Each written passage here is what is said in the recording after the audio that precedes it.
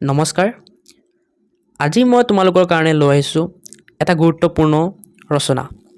ৰচনাটো তোমালোকৰ ক্লাছ 12 হোৱা ক্লাছ 11 হোৱা ক্লাছ 9 10 যিহৰে নোহোৱা কিয় তোমালোকৰ বাবে ইম্পৰ্টেণ্ট কাৰণ পৰীক্ষাত অহা প্ৰায় দেখা যায় ৰচনাখনত 5ৰ পৰা লৈ 10ৰ ভিতৰত মাৰ্কস থাকা দেখা যায় সো বলা ৰচনাখন আজি চাও আজি ৰচনাখনৰ নাম হ'ল মোৰ জীৱনৰ লক্ষ্য কিহৰ ওপৰত লিখিছোঁ মই শিক্ষকৰ ওপৰত লিখিছোঁ নেক্সট আৰু এটা দিম মই মোৰ জীৱনৰ লক্ষ্য ডক্টৰৰ ওপৰত নেক্সট তোমালোকক যদি আৰু লাগে মোৰ জীৱনৰ লক্ষ্য কিবা বেলেগ প্ৰফেশনৰ ওপৰত তোমালোকে মোক কমেন্ট কৰিবা মই দিবলৈ ট্ৰাই কৰিম আজি ৰচনাটো সব আৰম্ভ কৰোঁ বলা মোৰ জীৱনৰ লক্ষ্য আৰম্ভণি কোনো এক নিৰ্দিষ্ট স্থানত উপনীত হোৱা সংগ্ৰামৰ নামেই হৈছে লক্ষ্য এই লক্ষ্যই আমাৰ জীৱনক এটা নিৰ্দিষ্ট দিশত আগবঢ়াই নিয়ে লক্ষ্য নোহোৱা মানুহৰ জীৱন বঠাহীন নাৱৰ দৰে সেয়ে প্ৰত্যেকজন মানুহৰ জীৱনত এক লক্ষ্য থকা উচিত মোৰ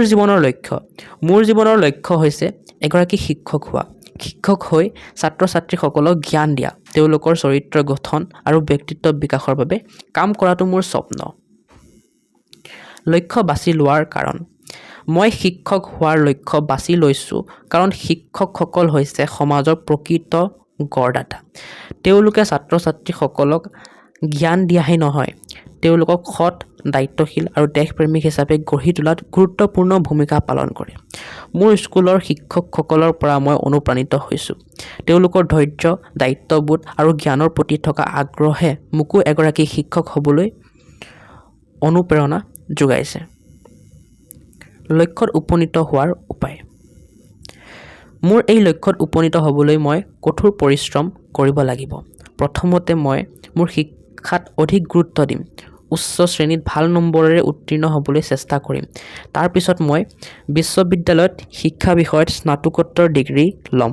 ইয়াৰ উপৰিও মই শিক্ষক হোৱাৰ বাবে প্ৰয়োজনীয় প্ৰশিক্ষণ ল'ম আৰু ছাত্ৰ ছাত্ৰীসকলক কেনেকৈ ভালদৰে শিকাব পাৰি তাৰ বাবে বিভিন্ন পদ্ধতি শিকিম সামৰণি মোৰ জীৱনৰ লক্ষ্য এগৰাকী শিক্ষক হোৱাটো কেৱল এটা পেছাই নহয় ই এক মহান দায়িত্ব মই বিশ্বাস কৰোঁ যে কঠোৰ পৰিশ্ৰম অধ্যাপনাই আৰু একাগ্ৰতাৰে মই মোৰ লক্ষ্যত উপনীত হ'ব পাৰিম এগৰাকী শিক্ষক হৈ মই সমাজৰ বাবে এক সুস্থ আৰু সুন্দৰ ভৱিষ্যত গঢ়ি তুলিব চেষ্টা কৰিম সো ষ্টুডেণ্টছ এইটোৱে আছিল আজিৰ ৰচনাটো মোৰ জীৱনৰ লক্ষ্য যেটো এজন শিক্ষক হোৱা এই ৰচনাটো মই ধুনীয়াকৈ তোমালোকক দি দিলোঁ এই ৰচনাখন লিখিলে তোমালোকে পৰীক্ষাত ফুল মাৰ্কস পাবা বুলি মই আশা কৰিলোঁ যদি ভিডিঅ'টো ভাল লাগিলে ভিডিঅ'টো লাইক এটা কৰি চেনেলটো ছাবস্ক্ৰাইব কৰি দিবা আৰু মই মোৰ ডেছক্ৰিপশ্যনত মোৰ ইনষ্টাগ্ৰাম আৰু মোৰ হোৱাটছএপ চেনেলটোৰ লিংক দি দিছোঁ গৈ পেলাই ফ'ল' কৰি দিবা তেতিয়ালৈকে বাই জয় হিন্দ জয় ভাৰত জয় আই অসম